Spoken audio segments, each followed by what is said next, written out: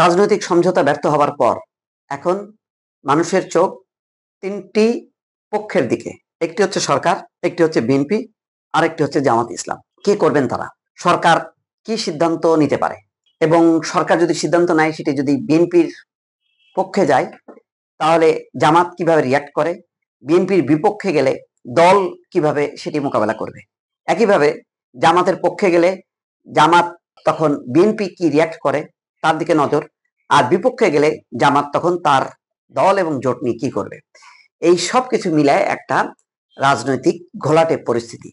এই ঘোলাটে পরিস্থিতির মধ্যেই বিএনপির স্থায়ী কমিটির জরুরি বৈঠক ডাকা হয়েছে এবং তারেক রহমান ভারপ্রাপ্ত চেয়ারম্যান তিনি নিজে ভার্চুয়ালি যুক্ত হবেন স্থায়ী কমিটির বৈঠকের সাথে, এবং 8:30 আজকেই রাত্রে 8:30টার সময় এই বৈঠক হবে। খুবই গুরুত্বপূর্ণ বৈঠক হিসেবে চিহ্নিত করা হয়েছে এবং বলা হচ্ছে, এবং স্থায়ী কমিটির সমস্ত সদস্যরা সেখানে থাকবেন। বলা হচ্ছে যে আগামী নির্বাচনে দলীয় নমিনেশন, জুলাই সনদ এবং গণভোট নিয়ে সৃষ্ট যে মতভেদ তা নিরসনে রাজনৈতিক দলগুলোকে অন্তর্বর্তী সরকারে দেওয়ার সময়সীমা সহ দলের গুরুত্বপূর্ণ বিষয়ে সিদ্ধান্ত নিতে এই বৈঠক ডাকা হয়েছে। কয়েকটা বিষয়, একটা হচ্ছে বিভিন্ন জায়গায় যে নমিনেশন নিয়ে যে পরিস্থিতি তৈরি হয়েছে সেটাকে পুনর্বিবেচনার প্রয়োজন মনে করছে দল। কারণ কোনো কোনো ক্ষেত্রে সেটি ম্যাসিভ না হলেও অন্তত 10-12টি জায়গায় প্রার্থী বদলের প্রয়োজন হয়ে পড়েছে, সেটা দল অনুভব করছে। অন্যদিকে শরিকদেরকে নিয়ে কি করবে? প্রায় 63টা আসন ফাঁকা রাখা হয়েছে, সেগুলি কাকে, কোন কোন দলের সঙ্গে কি সমঝোতা, কি নেপথ্যে আলোচনা চলছে এবং তার ফলাফল কি হবে, শরিকদেরকে আসন ছাড় দিলে সেটি ভালো হবে নাকি মন্দ হবে, এসব নানান বিষয় আছে। সবচেয়ে এই মুহূর্তে জরুরি বিষয় সরকার কি সিদ্ধান্ত নেয় গণভোট এবং জুলাই সনদ বাস্তবায়ন প্রসঙ্গে। যদি এমন কোনো সিদ্ধান্ত নেয় যেটা পুরোপুরি বিএনপির বিপক্ষে যাবে তাহলে দল সেই ক্ষেত্রে কোন কর্মসূচি নেবে।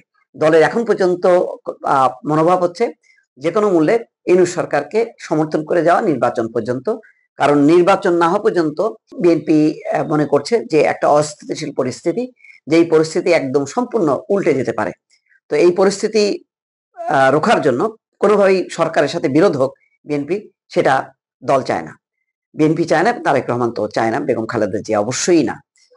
কিন্তু যদি পরিস্থিতি এমন হয় নির্বাচনের আগে গণভোট, জুলাই সনদ বাস্তবায়নের এমন কিছু পদক্ষেপ নেওয়া হয়, তাহলে সেই ক্ষেত্রে দল কি চুপ করে থাকবে? এটা একটা বড় প্রশ্ন।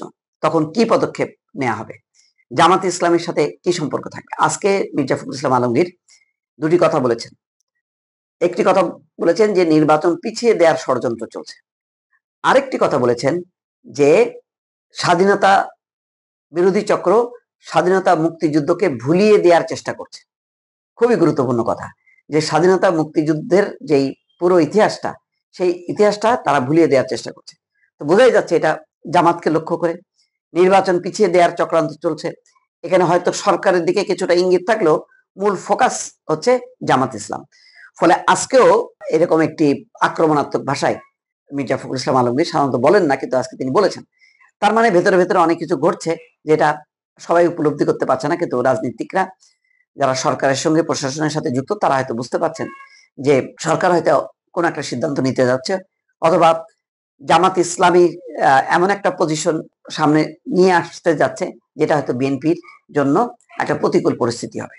সমস্ত মিলায় একটা সিদ্ধান্ত নেওয়ার জন্য আজকে রাতেই জরুরি সভা হবে। সেই জরুরি সভায় দলের নমিনেশন, অন্তর্বর্তী সরকার এখন কি সিদ্ধান্ত নেয়, যেহেতু রাজনৈতিক সমঝোতা হয়নি, তার প্রেক্ষিতে উদ্ভূত যে পরিস্থিতি কিভাবে মোকাবেলা করা যায়, সেই জন্যই এই জরুরি বৈঠকটি অনুষ্ঠিত হচ্ছে। দর্শক, আমাদের বক্তব্য শুনেছেন, নানা বক্তব্য উঠে এসেছে, তাই আমি একই ধরনের বক্তব্যের পুনরাবৃত্তি ঘটাতে চাচ্ছি না। আজকের এই অনুষ্ঠানের যে মূল বিষয় সেটি এবং সামনে আমাদের জাতীয় নির্বাচন, এই দুটির মধ্যে আমি খুব সংক্ষিপ্তে দু একটি বক্তব্য রাখতে চাচ্ছি।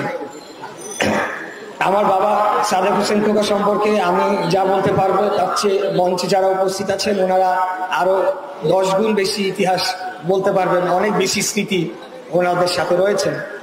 একজন রাজনৈতিক পরিবারের সন্তান হিসাবে এবং আমার বাবা একজন সক্রিয় রাজনীতিবিদ ছিলেন, তার জীবনটা ছিলই জনগণকে নিয়ে, নেতা কর্মীদেরকে সাথে নিয়ে। আমাদের পরিবার, আমরা খুব কম সময়ে, অল্প সময়ে তাকে পেয়েছি। কিন্তু সেটার জন্য আমরা গর্ববোধ করি। আমরা কোনো সময় আক্ষেপ না, গর্ববোধ করি যে আমার বাবা সাদেক হোসেন খোকা 71 সালেও মুক্তিযুদ্ধ করেছেন। পরবর্তীকালে ওনার রাজনৈতিক জীবনে যখন বিরোধী দলীয় ভূমিকায় ছিলেন, তখন স্বৈরাচারী খুনি হাসিনার সময়ও তিনি রাজপথে আন্দোলন করেছেন, কোনো সময় পিছপা হন নাই গণতন্ত্রের প্রশ্নে, জনগণের স্বাধীনতা, বাংলাদেশের স্বাধীনতা সার্বভৌমত্বের প্রশ্নে। আমরা বাংলাদেশ জাতীয়তাবাদী দল যে আদর্শ নিয়ে রাজনীতি করি, শহীদ রাষ্ট্রপতি জিয়াউর রহমানের সেই বাংলাদেশি জাতীয়তাবাদ, এই জাতীয়তাবাদী শক্তি বিগত 17 বছর যাবত যেভাবেই হোক নানান জুলুম, অত্যাচার, নির্যাতন, গুম, খুন, হত্যা বিভিন্ন কিছু সহ্য করে এবং সেই অত্যাচারের মুখে আমরা দাঁড়িয়ে থেকেও আন্দোলন সংগ্রাম করেছি। আমাদের নেত্রী দেশনেত্রী বেগম খালেদা জিয়া নেতৃত্বে, আমাদের নেতা দেশনায়ক জনাব তারেক রহমানের নেতৃত্বে এই আন্দোলনটা যদি আমরা না করতাম, তাহলে আজকে বাংলাদেশে কি গণতন্ত্র যে ফেরত আসার পথ কি আবারও সুগম হয়েছে সেটি হতো কিনা, সেটা নিয়ে অবশ্যই যে কেউ বলতেই পারে। আমার বলার উদ্দেশ্যটি হচ্ছে এই যে বিএনপি কখনোই লোভ, লালসা বা অন্য কোনো ক্ষমতার লোভে বাংলাদেশের এবং জনগণের স্বাধীনতাকে বিসর্জন দেয় নাই, না দিয়ে আন্দোলন সংগ্রামের লড়াইয়ের পথই বেছে নিয়েছে। আমার মনে হয় আজান শুরু হয়ে গিয়েছে, তাই না? আর 2-1 মিনিট আজান শুরু হয়ে যাবে, তাই আর বেশি কথা আর বলবো না।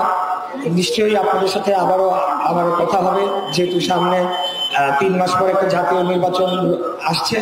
আপনারা মঞ্চে দেখতেই পাচ্ছেন যে যত যাই হোক সব শেষে আমরা বাংলাদেশ জাতীয়তাবাদের ধারক বাহক হিসেবে, বাংলাদেশি নাগরিক হিসেবে এবং শহীদ জিয়ার আদর্শের গড়া দলের একজন কর্মী হিসেবে সবসময় এক মঞ্চে ধানের শীষকে, আমাদের দলকে, আমাদের নেত্রীকে, আমাদের নেতাকে আমরা জেতানোর জন্য এবং জনগণের অধিকার রক্ষার জন্য আমরা পাশাপাশি থাকবো।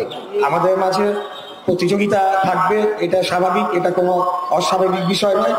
যে আমাদের মাঝে চূড়ান্তভাবে দলের নমিনেশন পাক না কেন, এই আসনটি আমরা দলকে উপহার দিতে চাই আপনাদেরকে সাথে নিয়ে। এই আশাবাদ ব্যক্ত করে আজকে আমি আমার বক্তব্য শেষ করছি এবং আপনাদেরকে আবারও ধন্যবাদ জানাচ্ছি। দীর্ঘক্ষণ এখানে অপেক্ষা করেছেন। আরো আমাদের কর্মকাণ্ড নিয়ে, আমাদের প্রচারণা নিয়ে আপনাদেরকে সাথে নিয়ে আমরা এলাকায় কাজ শুরু করবো ইনশাআল্লাহ। সবাই ভালো থাকবেন। খোদা হাফেজ। বাংলাদেশ জিন্দাবাদ, বাংলাদেশ জাতীয়তাবাদী দল জিন্দাবাদ, শহীদ রাষ্ট্রপতি জিয়াউর রহমান। আসসালামু আলাইকুম। ধন্যবাদ। রণাঙ্গনের বীর মুক্তিযোদ্ধা জনাব সাদেক হোসেন খোকার আজকের এই স্মরণ সভা এবং